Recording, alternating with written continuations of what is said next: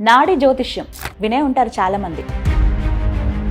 పూర్వ జన్మలు తెలియటం, మళ్ళీ జన్మ ఉందా లేదా అని తెలుసుకోవటం, కొన్ని సమస్యలు ఏవేవైతే పట్టి పీడిస్తున్నాయో వాటికి ఒక సమాధానం దొరకడం, పరిహారాలు ఇవన్నీ కూడా తెలుసుకోవచ్చు. ఒక కుటుంబంలో భార్యాభర్త ఫ్యామిలీగా ఉండే వాళ్ళకి ఎందుకు మనభేదాలు వస్తుంది, ఎందుకు మధ్య మధ్యలో గొడవ వస్తుంది? ఈ తాళపత్రంతో మన భవిష్యత్తు గురించి అన్ని తెలుసుకోవచ్చు. తోడపుట్టారు ఉంటారు, వాళ్ళ ఇద్దరు రిలేషన్ ఎలా ఉంటుంది, వాళ్ళ ఫ్యూచర్ మంచిగా కలిసిమెలిసి ఉంటారు, వాళ్ళకి వీళ్ళకి సపోర్ట్ ఎలా ఉంటుంది. ఒక మందికి సంతానమే పుట్టదండి. పుట్టలేకపోతే దానికి పరిష్కారం ఏంటి, ఎందువల్ల పుట్టలేదు, ఏ దోషాలు ఉంది, అవి కూడా తెలుసు. నమస్కారం, వెల్కమ్ టు సుమన్ టీవీ. నేను గీతాంజలి. నాడి జ్యోతిష్యం వినే ఉంటారు చాలా మంది. తమిళనాడులోని వైదీశ్వరన్ కోవెల్ ఈ ఆలయం దగ్గర ఒక ఆఫీస్ ఉందండి. ప్రత్యేకించి కొంతమంది అంటే ఈ వంశస్థులు ఎవరైతే ఉన్నారో వాళ్ళు ఇంకా ఇదే వృత్తిలో స్థిరపడ్డారనమాట కొన్ని తరాలుగా. ప్రస్తుతం 5వ తరం వారు ఈ వృత్తిని ఎలా కొనసాగిస్తూ ఉన్నారంటే నాడి ద్వారా జాతకం చెప్పటం. నాడి అని అంటే సాధారణంగా మనం అనుకునేది ఏంటి, నాడి జ్యోతిష్యం అనగానే ఇలా మన నాడి పట్టుకుని చెప్పేస్తారా అని అనుకుంటారు. కానీ అస్సలు కాదండి. నాడి అంటే తమిళంలో వెతకడం అనే అర్థం అంట. వెతికి అంటే సెర్చ్ చేసి మన జాతకం ఏంటో చెప్తారు. అది కూడా ఎలాగో తెలుసా, తాళపత్ర గ్రంథాల ద్వారా. అంటే అర్థం చేసుకోండి, 2000 సంవత్సరాల క్రితం 18th సెంచరీలో ఉన్నటువంటి వాళ్ళు అప్పటి నుంచి కంటిన్యూ అవుతున్నారనమాట. ఇప్పుడు 5th జనరేషన్ వాళ్ళు చెప్తున్నారు. మనతో పాటు నాడి జ్యోతిష్యంలో నిష్ణాతులైనటువంటి మహేంద్రన్ స్వామి గారు ఉన్నారండి. గురూజీ ఇప్పటికి ఎంతో మందికి ఇలా జాతకం చెప్పారు. చాలా మందికి ఆ జాతకం ద్వారా ఏంటంటే పూర్వ జన్మలు తెలియటం, మళ్ళీ జన్మ ఉందా లేదా అని తెలుసుకోవటం, కొన్ని సమస్యలు ఏవేవైతే పట్టి పీడిస్తున్నాయో వాటికి ఒక సమాధానం దొరకడం, పరిహారాలు ఇవన్నీ కూడా తెలుసుకోవచ్చు. అయితే చాలా మంది వైద్యేశ్వరం కోవిని అక్కడ దాకా వెళ్ళాలా, మాకు ఇక్కడ ఇంకేమన్నా సదుపాయాలు ఉన్నాయా, హైదరాబాద్లో బ్రాంచెస్ ఉన్నాయి, ఇలా రకరకాలుగా అడుగుతున్నారు. మీ అందరి కోసం మరొకసారి వీడియో ఏర్పాటు చేశాం. మనతో పాటు ఉన్నారు మహేంద్రన్ స్వామి గురువు గారండి. చాలా మందికి వెంకటేశ్వర స్వామి గురువు గారు తెలుసు కదా, వారి మేనమామ వీరు. వీరితో మాట్లాడదాం. వీరి వంశం అంతా కూడా ఇలా నాడి జ్యోతిషంలోనే స్థిరపడ్డారనమాట, చెబుతూ ఉన్నారు. మరి వారు ప్రస్తుతం హైదరాబాద్ వచ్చారు. మాట్లాడదాం, మనకున్నటువంటి సందేహాలన్నీ కూడా నివృత్తి చేసుకుందాం. గురుగారు నమస్కారం అండి. గ్రంథాల ద్వారా మన జాతకం తెలుసుకోవడం అనేది ఒక అంటే ప్రాచీనమైన పద్ధతి, ఎప్పటి నుంచో ఉన్నదే. కానీ తర్వాత అంతరించిపోయింది. ఇప్పుడు వచ్చినటువంటి కొన్ని వివిధ పద్ధతుల ద్వారా మొహం చూసి కొంతమంది చెప్తారు, చేయి చూసి కొంతమంది చెప్తారు, అలాగే పేరు అవన్నీ తెలుసుకున్న నక్షత్రాలు బట్టి కూడా కొంతమంది చెప్తారు. కానీ కేవలం వేలిముద్ర ద్వారా చెప్తారట కదా. అవునండి, ఇది చేయి చూసి మొహం చూసి చెప్పేది కాదు. కానీ పుట్టన వేలుముద్ర, లేడీస్ అంటే ఎడమ చేతి వేలుముద్ర, జెంట్స్ అంటే కుడి చేతి వేలుముద్ర. పుట్టన వేలుముద్ర మాత్రం కావాలి ఈ నాడి శాస్త్రం చూడాలండి. దాన్ని పెట్టి ఆ వేలుముద్రకి పేర్లు ఉన్నాయి. 180 రకాలు ఉన్నాయి. 180 రకాలు. ఈ లోకంలో 20 నక్షత్రములు 12 రాశులే అందరం పుడతారండి. అలాగనే నాడి శాస్త్రంలో అందరికి అదే వస్తుంది కదా లోకంలో. 20 నక్షత్రంలో 12 రాశులు పుట్టేవారు ఉంటారు కదా. అలాగే వేలుముద్రకి కూడా 180 రకాలు ఉంటాయి. షంగు వేలుముద్ర, ధనషంగు వేలుముద్ర, మలర్మణి వేలుముద్ర, బట్ట రేఖ, ఇట్లాంటి వేలుముద్ర రకరకాలు ఉంటాయి. చాలా 108 ఉంటాయి. దాన్ని పెట్టి అందు వేలుముద్ర తీసుకుని ఏం చేస్తారంటే తాళపత్రం పాతకాలం లైబ్రరీ ఉండదు, చాలా ఉంటాయి అక్కడ. అప్పుడు అందు వేలుముద్రకి ఏ తాళపత్రం మ్యాచ్ అవుతుంది ఆ కట్ట తీస్తాం ఆ పేరు ప్రకారం. ఒక వేలుముద్రకి 3 నుంచి 4-5 కట్టలు వస్తాయి. ఎందుకంటే మీరు పుట్టిన సమయం, మీరు పుట్టిన ప్రపంచంలో చాలా మంది పుట్టి ఉన్నారు కదండి. గురుగారు ఇప్పుడు నేను అసలు మీకు సమయం చెప్పక్కర్లేదు, నా నక్షత్రం ఏం అవసరం లేదు, పుట్టిన వేలుముద్ర మాత్రం కావాలి. దాన్ని పెట్టి ఏం చేస్తారో పత్రం తీసుకుని వస్తారు. ఒక పత్రంలో ఒక కట్టెలో 30 నుంచి 80 ఆకులు ఉన్నాయి, తాళపత్ర ఆకు. ఒక్కొక్క ఆకు చదువుతారు అనమాట. చదువుతున్నప్పుడు ఒక్కొక్క క్వశ్చన్ లాగా అడుగుతున్నప్పుడు మీరు పుట్టిన సమయం చాలా మంది, ఎగ్జామ్లో రవి అంటే రవి పేరు మీద చాలా మంది ఉంటారు, అందరూ అది మాత్రం వస్తే కాదు, అన్ని మీ పేరు, ఎవరు ఇచ్చినారంటే వాళ్ళ పేరు, వాళ్ళ అమ్మా నాన్న పేరు, తోడపుట్టారు ఎంతో మంది ఉన్నారు, పిల్లలు ఉండే ఎంతో మంది ఉన్నారు, పెళ్ళి అయితే భార్య పేరు ఏంటి, పెళ్ళి ఆవలేకపోతే వాళ్ళ భార్య పేరు, ఏ పేర్లు ఉన్నవారు, ఏ అక్షరంలో ఉన్న వాళ్ళు వస్తారు. పిల్లలు పుట్టలేకపోతే పిల్లల భాగ్యం, పిల్లలు భవిష్యత్తు గురించి ఇదన్నీ మొత్తం చెప్తారు దాంట్లో. అదే నాడి శాస్త్రం అంటే. ఇప్పుడు లైఫ్లో మనకి మంచిది ఏంటి, చెడు ఏంటి, ఎప్పుడెప్పుడు మనకు కష్టాలు ఉండేది, ఆ కష్టం లేదు బయటపడడానికి దారి ఏంటి, ఇవన్నీ కూడా చెప్తారు. దాంట్లో అన్ని వచ్చేస్తుంది మనకి. ఇప్పుడు ఫ్యూచర్ మనకు నెక్స్ట్ ఇయర్ 25 వయసు అనుకోండి, 26, 27, 28 ఈ వయసు కాలంలో మనం ఎలా ఉంటాము, మనకు ఏం మంచి జరుగుతుంది, ఆ డెవలప్మెంట్ క్యారియర్ ఎలా ఉంటుంది, క్యారియర్ ప్రకారం మన డెవలప్మెంట్ ఇక్కడ ఉండమా, మన భారతదేశం ఉండమా, మన జీవితంలో అన్ని వస్తాయి. అది ఒక మనిషికి ఆరోగ్యపరంగా కావాలని చెప్పుకొచ్చి మనకున్న ఉత్తర భాగ్య పరిహారం, హెల్త్ ప్రాబ్లం, ఒక రకంగా కుటుంబంలో మనం ఇరికిపోతాము. ఇంత కారణం తెలియదు వాళ్ళకి. అప్పుడు బ్లాక్ మెచ్చిగా కళ్ళు దిష్టి, నరదిష్టి, అసూయ, జలసి అంటారు కదా, ఇటువంటి దోషంలో దాంట్లో ఉండేప్పుడు దానికి పరిష్కారం దొరుకుతుంది. అలాంటి మెయిన్ ఆధారం. అప్పుడు కుటుంబంలో భార్యాభర్త ఫ్యామిలీగా ఉండే వాళ్ళకి ఎందుకు మనవేదాలు వస్తుంది, ఎందుకు మధ్య మధ్యలో గొడవలు వస్తుంది, వాళ్ళు జాబ్ పరంగా ఎలా ఉంటారు, పిల్లలకి ఎందుకు ఆరోగ్య ప్రాబ్లం, కొన్ని తెలియదు కొన్ని విషయాలు. ఈ తాళపత్రంతో మన భవిష్యత్తు గురించి అన్ని తెలుసుకోవచ్చు. ప్రతిదీ తెలుస్తుంది. ప్రతి ఒక్కరి ఎండింగ్ వరకు, ఆఖరి చివరి కాలం వరకు, వాళ్ళు చచ్చిపోయే కాలం వరకు చెప్తారు. అన్ని తెలుస్తాయి అన్నమాట. అప్ప ఆ కాలం వరకు ఎలా ఉంటుంది, ఒకవేళ మనకు మంచి లక్కీ కావాలి, లాభస్థానం ఎలా ఉంటుంది, దానికి పరిష్కారం ఏంటి. ఒక లైఫ్ లో మనకు పూర్వజన్మ కర్మాలు తెలియదు, కొన్ని విషయాలు పూర్వజన్మ కర్మంలో ఏంటి పాపం అది మనకు తెలియకుండా ఉండదు. అది ఎక్కడ పుట్టి ఏం పాపం తీసినాము, ఆ పాపాలకు పరిష్కారం ఏంటి, ఇదన్నీ తెలుసుకోవడమే. అప్పుడు ఈ జన్మలు ప్రజెంట్ ఎలా ఉంటుంది, మన ఫ్యూచర్ ఎలా ఉంటుంది, ప్రస్తుతానికి పరిస్థితి ఎలా ఉంటుంది, రాబోయే జీవితం ఎలా ఉంటుంది అని నాడి శాస్త్రం ఇవన్నీ చెప్తారు. తాళపత్రం మూలంగా చెప్తారు కదా. తాళపత్రం మూలంగా ఎట్లా చెప్తారంటే, ముందు దీనికి నాడి శాస్త్రంలో 16 చాప్టర్ ఉంటారు, 16 పాహాలు అంటారు, ఒక్కొక్క పాహం అంటారు. ఈ నాడి శాస్త్రం ఎట్లా చెప్తారంటే, ముందు సులోహంలో ఉంది, అందాది అంటారు. తమిళ్లో తెలుగులో చెప్తారు సులోహం అంటారు దాన్ని. తమిళ్లో ఉంది అందాది అంటాం, తమిళ్ అందాది. అప్పుడు దీంట్లో చదివి దానికి అనువాదం చేయాలి తెలుగులో. మీకు తెలుగు తెలియదు కాబట్టి, నాకు తెలుగు తెలుసు కాబట్టి, దాని తెలుగు వాళ్ళు తమిళ్లో చదివి తెలుగులో అనువాదం చేస్తారు. అనువాదం చేసినప్పుడు దీనికి సులభం ఉంటుంది. ఇందులో 16 చాప్టర్లు ఉంటాయి, అన్ని చెప్పడమే 16 చాప్టర్లు ఉంటాయి. అప్పుడు చెప్పినప్పుడు ముందు చదువుతారు కదా, అది ఏ విధంగా సులభం ఉంటుంది, దానికి అర్థం ఏంటి కొంచెం బేసిక్గా నేను చెప్తున్నాను. చెప్పండి. அருள் காட்டி பொருள் காட்டி அன்பம் காட்டி அகலமையன் பெருங்கருணே ஜோதி காட்டி இருள்வார் அகுபரத்தை இடையரவழி மீசா போற்றியே தேவியான வணங்கி மேலாய் மகனருவன் சுடிசரியாம் சங்கு ரேகை ரேகதனில் வினை புள்ளி குளமும் பின்மேல். இதுதான் సులోహం అంటారు. ఇది తమిళ శ్లోకం అందాదిలో. దీనికి నేను చదివినది అర్థం ఏంటి, దీనికి అర్థం ఉంటుంది. ఇప్పుడు శివుడు పార్వతి ఇద్దరు ఉన్నప్పుడు శివవాక్య మహర్షి రాసినది, శివనాడి అగస్త్య నాడి అగస్త్య ముని రాసి. ఇప్పుడు శివుడు పార్వతి నమస్కారం చేసి, అప్పుడు పార్వతీదేవి తన భవిష్యత్తు గురించి చెప్పండి, అమ్మాయి గురించి వచ్చారు, వాళ్ళ భవిష్యత్తు గురించి చెప్పండి, వాళ్ళు మంచిది ఏంటి చెడియండి, రాబోయే జీవితం వాళ్ళకి ఎలా ఉంటుంది, వాళ్ళ కెరియర్ ఎలా ఉంటుంది, వాళ్ళ ఆయుల ఆరోగ్యం ఎలా ఉంటుంది, వాళ్ళ ఫ్యూచర్లో ఎలా బయటపడుతున్నారు, వాళ్ళ లాభస్థానం, వాళ్ళ ఫ్యూచర్లో ఎంత అభివృద్ధిలో ఉంటారు, ఎప్పుడెప్పుడులా వాళ్ళకి మంచిది కష్టాలు జరుగుతుంది, అన్ని వివరంగా చెప్పండి స్వామి లైఫ్లో. అట్లా పార్వతి అడుగున శివుడు చెప్పడం. అలాగే అడిగారు. అప్పుడు మన భవిష్యత్తు గురించి నేను చెప్తాను, అప్పుడు వేలుముద్రతో నేను భవిష్యత్తు మొదలు పెడతాను, ఇదా సాక్షి మీద రాసి. ఇప్పుడు దాంట్లో వేలుముద్రకి పేరులో దాంట్లో చుక్కలు ఉంటాయి, 1, 2, 3 చుక్కలు ఉన్నాయి. ఆ చుక్కల్లో ఏది మంచి చుక్కలు, ఏది చెడ్డ చుక్కలు, దాన్ని బట్టి చెప్తారు భవిష్యత్తు. అప్పుడు లైఫ్ లో అన్ని తెలిసిపోతుంది. ఎంత సమయం పడుతుందంటే ఒక వ్యక్తికి చెప్పడానికి? ఒక వ్యక్తికి చెప్పాలంటే ఫస్ట్ తాళపత్రం దొరకాలి, అది 1 గంట పడుతుంది, గంట లోపల చెప్పడానికి 40 నిమిషాలు పడుతుంది చెప్పడానికి, భవిష్యత్తు గురించి మొత్తం చెప్పడం. అది మీకు రికార్డింగ్ చేసి మీకు ఆడియోతో వాట్సాప్ కూడా మనం పంపిస్తాం. ఒకవేళ ఆన్లైన్ లో అయితే వాట్సాప్ లో పంపిస్తాం. మీరు ఎన్నోతారు? 5th జనరేషన్ కదా. చాలా అసలు అదృష్టం ఇలా ఉండడం. అందులోనూ మీరు అంటే ఒక సర్వీస్ గా చేస్తూ ఉన్నారు, కంటిన్యూ చేస్తూనే ఉంటాం. తెలుసుకోవడానికి 7-8 మంది 12 మంది ఉన్నాము. ఒకే కులం ఒకే వంశం అంటారు, పండాయర్ నాయనార్ అంటారు, వల్లువర్ కులం అంటారు. దాని మూలంగా ఇది చెప్తారండి. మీరు మాత్రమే చెప్తారు, ఎవరు వేరే వాళ్ళకి చెప్పలేరంటే. అది అనుభవం ఉండాలి. కొంతమంది చాలా చోట్ల ఉంటుంది కదా, వాళ్ళు చెప్పేవారు చాలా చెప్పే రకాలు ఉంటుంది, కొన్ని చోట్ల అనువాదం చేయకుండా తప్ప వస్తుంది. అది చెప్పేవారు కులం ఉంటే కరెక్ట్ గా చెప్తారు, ఖచ్చితంగా ఉంటాయి అన్నమాట. ఏ వయసు వాళ్ళకి చెప్తారు? ముందు 8 వయసులో ఇருந்து ప్రారంభం అవుతుంది, అన్ని వయసులు చెప్తారు. ఏ వయసులో చూడాలని దీంట్లో రాసి ఉంటుంది. 25 వయసు అంటే 20 ఏళ్ళు చూడాలని రాసి ఉంటారు.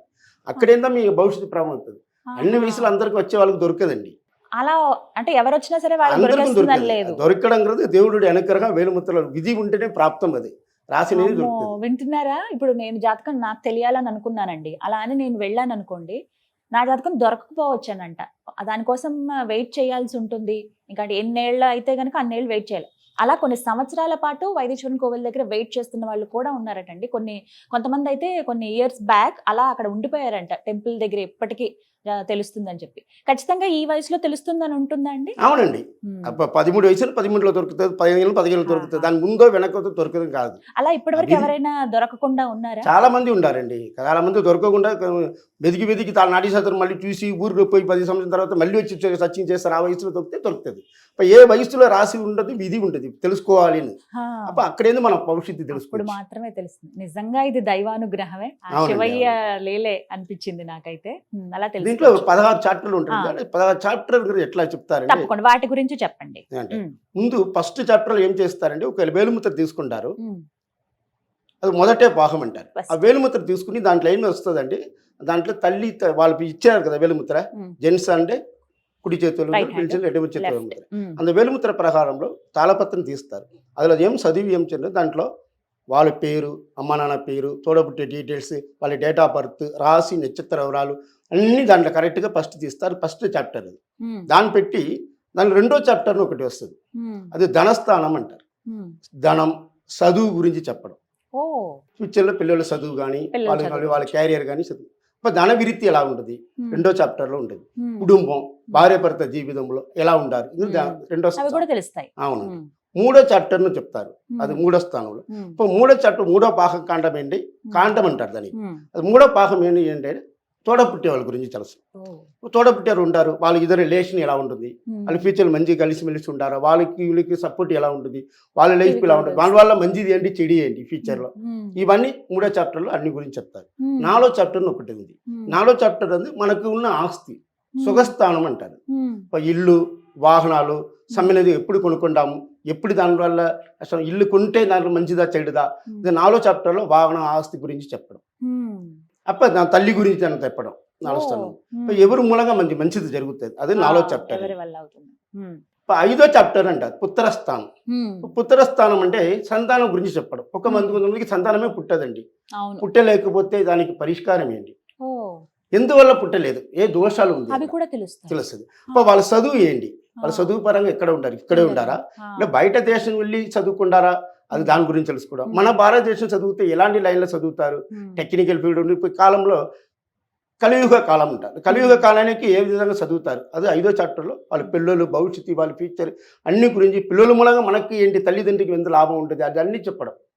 అదేదో ఐదో చాప్టర్ అండి. ఆరో చాప్టర్ శత్రు చాప్టర్ అంటారు. విరోధం, సమస్యలు వస్తాయి, కోర్టు కేసులు వస్తాయి, శత్రు వల్ల మనకు ప్రాబ్లమ్స్ ఉంటాయి. అప్పది ఇలా ఉంటుంది, కోర్టు కేసు ఉంటే దానికి తెలుస్తామా లేదా, మనకి ఎందువల్ల ఇలాంటిది జరుగుతుంది. అప్పుడు ఆరోగ్యపరంగా చెప్పడం, హెల్త్ పరంగా ఎలా ఉండేది, జబ్బులు ఉండే దానికి ఏంటి ప్రాబ్లం, అది చెప్పడం ఆరో చాప్టర్. ఇప్పుడు ఏడో చాప్టర్ అదే పెళ్లి చాప్టర్, వివాహ జీవితం. పెళ్లి జరిగిన వివాహ కాండం అంటారు దానికి.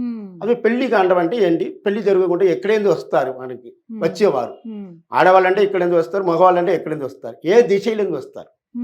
ఇప్పుడు పెళ్లి జరిగినప్పుడు వాళ్ళ పేరు ఏ అక్షరంలో ఉన్నాయి, వాళ్ళ కుటుంబ డీటెయిల్స్, ఏ ఊర్లో ఉంటారు, ఎక్కడ ఉంటారు, అప్పుడు వాళ్ళ చదువు పరంగా కుటుంబం, భార్య భర్త పెళ్లి అయిన తర్వాత వాళ్ళు ఎలా ఉంటారు, భవిష్యత్తు ఎలా వెళ్ళుతుంది, దాని గురించి చెప్తాను. పెళ్లిగాండం, పెళ్లిగాండ ఎక్కడ ఉంది, ఇక్కడ ఉండారా, ఎక్కడ ఉండో దొరకలేదు, బ్రేక్ అవుతూనే ఉంటుంది స్వామి కొంతమంది అంటారు. ఇప్పుడు దానికి పరిష్కారం అది ఇంట్లో దొరుకుతుంది. 8వ చాప్టర్ అంటే ఆయుష్, ఎంతవరకు మనం జీవిస్తాము. మనకు మధ్య కాలంలో ఎప్పుడెప్పుడు గండాలు జరుగుతుంది, కొంతమందికి మరణ గండాలు ఉన్నాయి. ఆ గండం నుంచి తప్పించుకోవడానికి దారి ఏంటి, దానికి ఏంటి పరిష్కారం. అలాంటి 8వ చాప్టర్లో ఆయుష్, ఆరోగ్యం పరించి అన్ని చెప్పడమే. ఎంతవరకు మన ఎండింగ్ ఆయుష్ ఎంతవరకు, ఎంత కాలం వరకు ఉంటుంది, ఎప్పుడు మనం ఏ తిథిలో ఏ కాలంలో మరణిస్తాము, అప్పటి వరకు చెప్తారు. మళ్ళీ ఒక జన్మ ఉందా లేదా తెలుసు. 9వ చాప్టర్ కదా భాగ్యస్థానం అంటారు. వాళ్ళ తండ్రి గురించి చెప్పడం, స్పిరిచువల్, మన దేవుడి అనుగ్రహం మనకు ఉందా లేదా, గురు దీక్ష ఏదైనా తీసుకున్నామా లేదా, ఇది 9వ చాప్టర్. 9వ చాప్టర్లో భాగ్యస్థానం అంటారు. అందువల్ల మనకు తండ్రి మూలంగా మనకు మంచిది చెడు దాని గురించి చెప్పడం, స్పిరిచువల్, దేవుడు అనుగ్రహం అది ఉండడం. 10వ చాప్టర్ కదా ఉద్యోగ చాప్టర్. ఇది మెయిన్ జీవితంలో, ఉద్యోగం, బిజినెస్, దీని గురించి చెప్పడమే.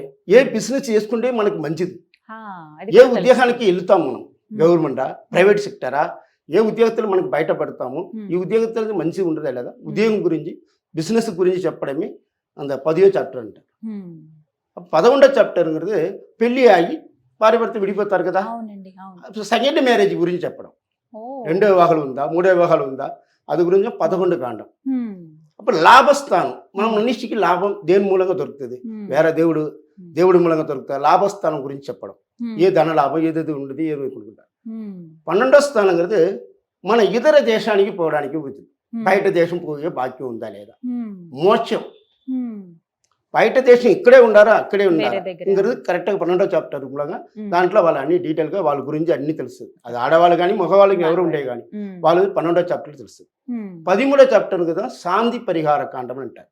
అంటే గురుగారు అది ఉంది పూర్వజన్మ కర్మాల గురించి తెలుసు.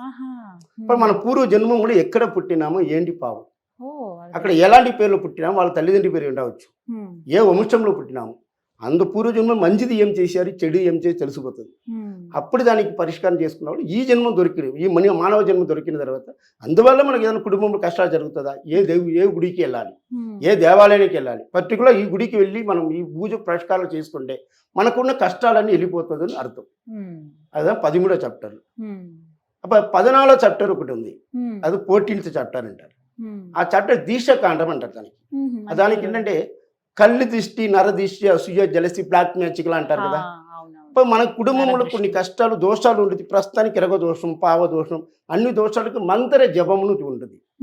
ఏ మంత్ర జపం, ఏ యంత్రాన్ని మనం వేసుకుంటే, ఏ దేవుడి అనుగ్రహ యంత్రం వేసుకుంటే మనకి మంచిది, ఏ దాబీస్ వేసుకుంటే మంచిది, అది ఎన్ని రోజు చేయాలా మంత్రం 108 రోజు చేయాలా, 2 మండలమా 3 మండల పూజను ఉంది. అది 14వ చాప్టర్. దాని గురించి దానికి అన్ని సొల్యూషన్కి అన్ని ప్రాబ్లంకి దానికి మంత్ర పూజన ఒకటి ఉందండి. 15 కదా ఔషధ కాండం. ఔషధం కదా ఆరోగ్యం గురించి, దానికి మందుల గురించి చెప్పడం, ఏ మందులు వాడుకుంటే ఇక్కడ దొరుకుతుంది, ఏ మందులు ఎక్కడ ఏ విధంగా, ఔషధం గురించి అన్ని తెలుసుకోవడమే. 16 చాప్టర్ కదా దీక్ష కాండం అండి. అంటే దీక్ష అంటే దశాపుత్తి అంట కాండం. ఏ దిశను ఉంది కదా, రాగ దిశ, శుక్ర మగా దిశ, గురు మగా దిశ, ఆ దిశలో ఏ దిశ ఏ పుత్తి ఏం జరుగుతుంది డీటెయిల్గా తాళపత్రం మూలంగా డీటెయిల్గా అన్ని తెలుసుకోవడం. అది 16 చాప్టర్. అది రాజకీయం గురించి కూడా దాంట్లో తెలుస్తుంది. ఏ రాజకీయం మనకి రాజకీయం అధిష్టం ఉందా లేదా, పబ్లిక్ లో మనకి ఎలా వెళ్ళిపోతాము దాంట్లో ఉంటుంది.